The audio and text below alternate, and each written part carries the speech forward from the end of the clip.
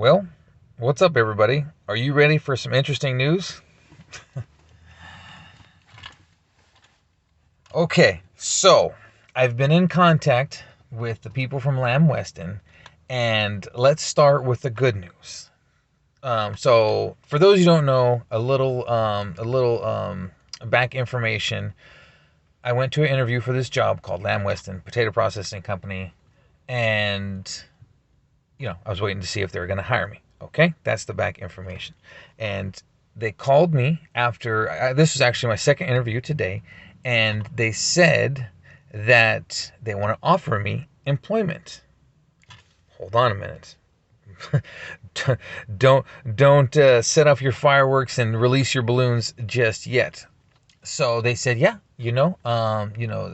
basically they liked, I guess, how I was in the interview, whatever, and they want to offer me an employment. Okay, so what I have to do next, they said, okay, go to email. You're gonna get some documents you have to sign and background checked and all this stuff, right?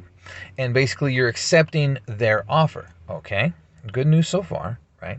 So I go and do that. Okay, I go sign the documents and go to accept their offer. Okay, but their offer for employment is contingent on the background check. So then they go through a third party.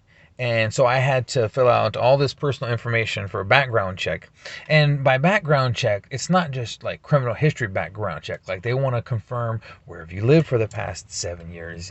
And I mean, some places, they check like your credit history and just like thorough background check. So yeah, so I did that, filled out all kinds of information. Like I said, I had to tell them, where I've been living for the past 7 years. There was even a part on there. It said, oh, if you happen to be homeless, okay, well, just put, wherever you were living.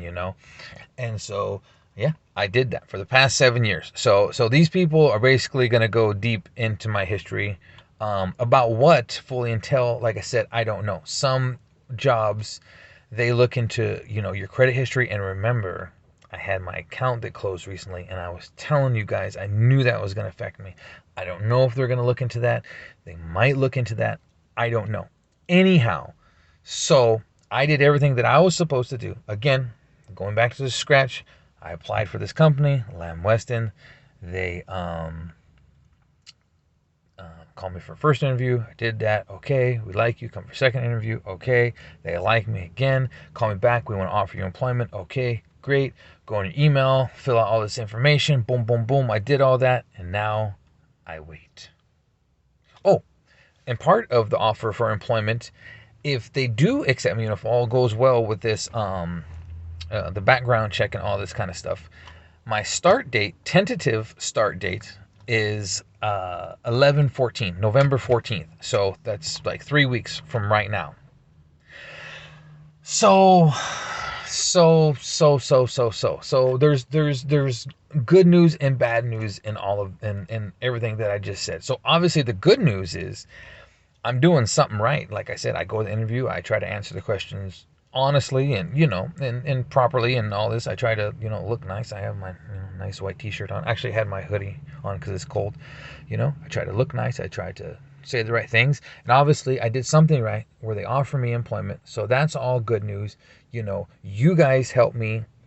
Christopher F and my aunt and all you guys who donate, you help me get gas money to get there. And I woke up at 6 o'clock this morning and I drove 2 hours to go get there and 2 hours back over here.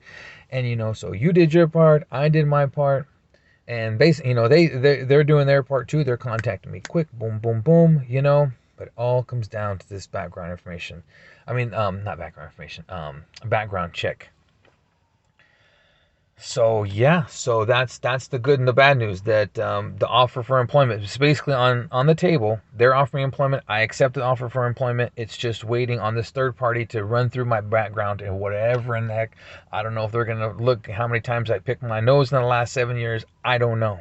I don't know. I don't know how far or deep they look or what, but they have all my information, my name, where I live, my social security, my this, my that, my, like I said, they probably know that I'm wearing a white t-shirt. They know everything now. So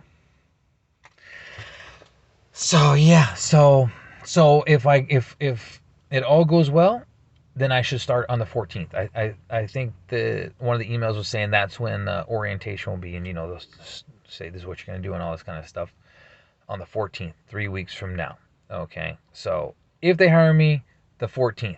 Okay, so that's the good news. Okay, obviously the bad news is if they don't hire me, right? But also there's another bit of bad news even if they do hire me. Let's say all goes well with this background check. Yeah, you're hired. Yeah, you're going to start on the 14th. All good news, right? But we are still homeless for the next 3 weeks. And so, and it's not just 3 weeks. Imagine, like I said, let's say all goes well. Background check's fine. Yeah, you accept the offer for employment. We're giving you employment. You start on the 14th. That's great. 3 weeks from now, right? But it's not like I get paid in 3 weeks from now. I start work 3 weeks from now. Again, assuming everything goes well.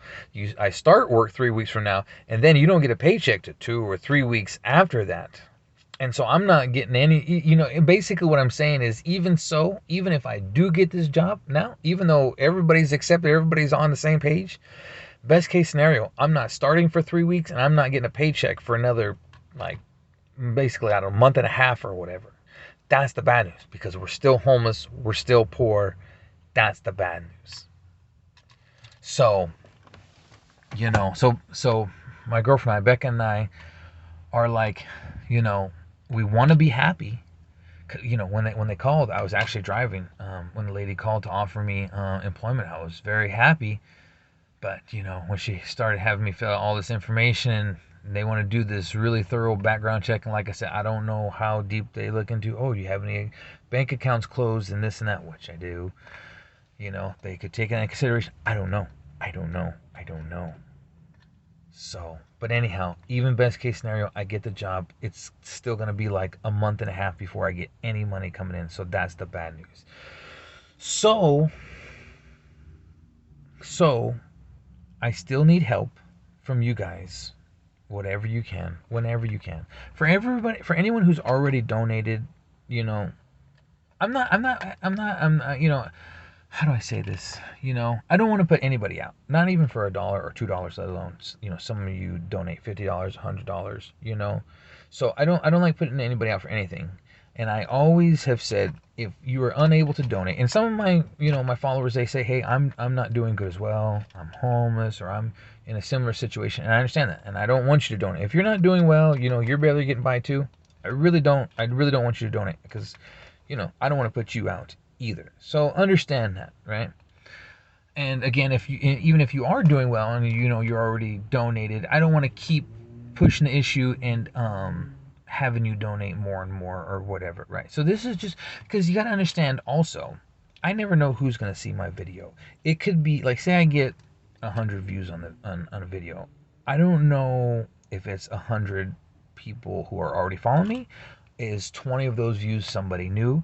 So my point is, I make these videos about donations and hey, can you help, whatever, because I never know when I make a video if anyone new is going to see. And maybe that new person who watches, say one of my videos gets 1,000 views, and so I'm getting like hundreds of new people watching my videos, my video, and maybe they didn't know that I was homeless. Maybe this new person doesn't know that I have a PayPal link and GoFundMe link and all this kind of stuff. So that's kind of what, when I ask for donations, I'm not trying to belabor the issue to my followers.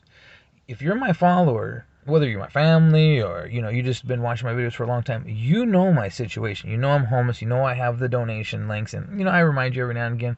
But my point is, when I mention it over and over sometimes, or recursively is the word, repetitively, it's because I never know when I get new viewers. And so it's kind of like, hey, new viewers, in case you don't know, I have this PayPal link and GoFundMe link on my channel page. My family and I are still homeless if you'd like to donate. So it's kind of in that vein too. I just wanted to explain that I'm not just I'm not just trying to press my followers. Oh, you need to give me money. You need to give me money. No. First of all, no one needs to give me anything. Not one penny.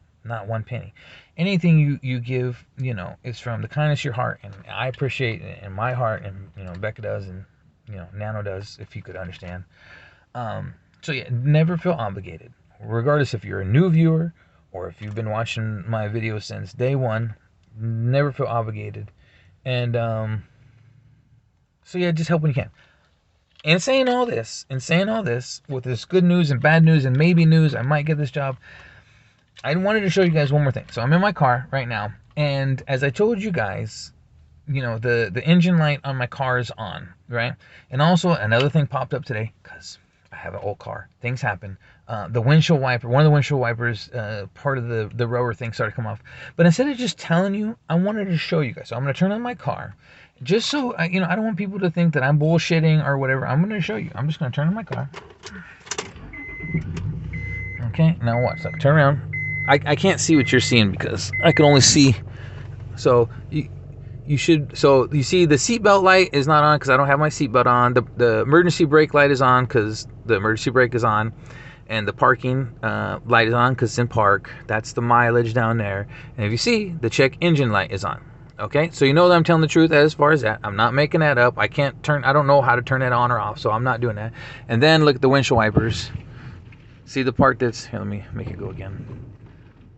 Okay.